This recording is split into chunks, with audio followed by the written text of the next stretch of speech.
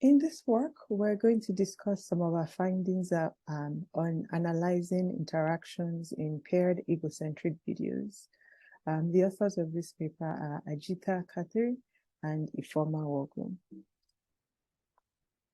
So the motivation is the fact that many people today wear wearable devices so that they can collect information about themselves, which we refer to as egocentric information, so that they can better understand their behaviors and potentially the behaviors of people they're interacting with. As more people begin to record their regular day-to-day activities, they can check themselves and understand or modify their behaviors, especially regarding lifestyle situations. So the goal of this work is to investigate whether the nature of an interaction could be better determined by evaluating the behavior of the individual or by evaluating the pairing or coupling of the behaviors of the two people in the conversation. So this has more to do with nature of interactions, pairwise interactions. To collect data for this work, our subjects were required to wear a Vizux glasses, which is egocentric and records information that a user is seeing, and then particle wristband. The glasses captures video, audio, and head movement data from an egocentric perspective, and the wristband has an inbuilt GSR sensor which measures constantly fluctuating changes in the electrical properties of the skin, as well as blood volume pulse. This is a measure actually of the arousal. So in emotion, we're categorize our emotion description. We could define emotions as valence, positive to negative, or arousal, which could be highly activated to low activation. So GSR measures arousal level. The data was collected as a 10-minute conversation between two participants.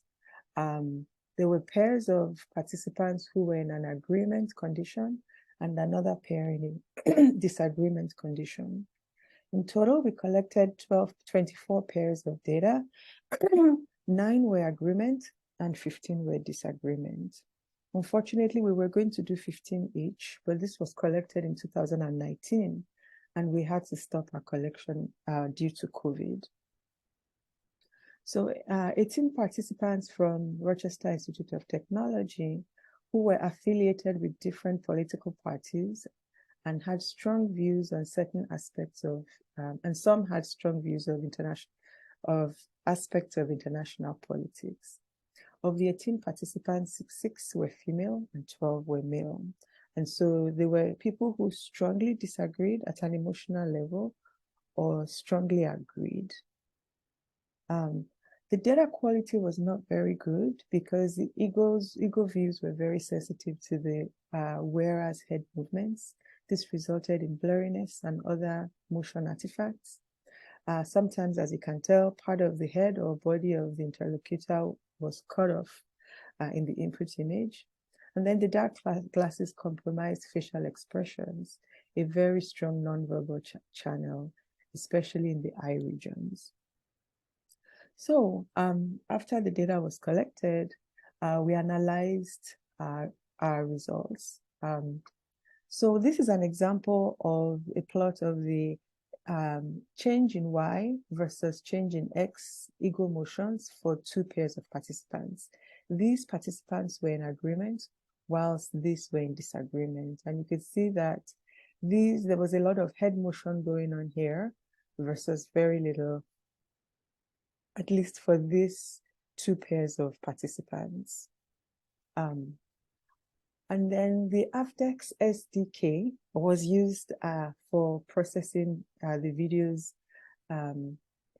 live stream at real time. From that SDK, we were able to get 7 emotion metrics, 20 facial expression metrics, and 4 appearance metrics. So these are some average values for each participant, each of our 24 participants. pairs of participants in conversation. This is separated by the type. So agreement is green and the disagreement is red.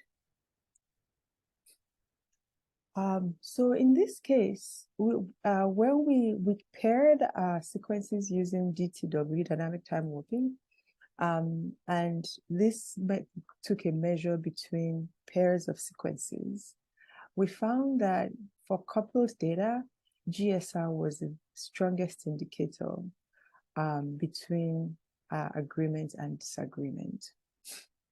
When we ran a Bayesian hidden Markov model to predict interaction by having a 5-fold cross-validation process, we found that contempt was the strongest determinant for the two-class classification.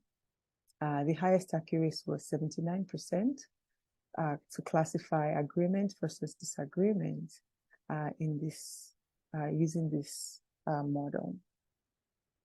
When we used the basic random forest classifier, we had results. When we used individual data, we got 85% for the individual data and 83% accuracy for the combined data.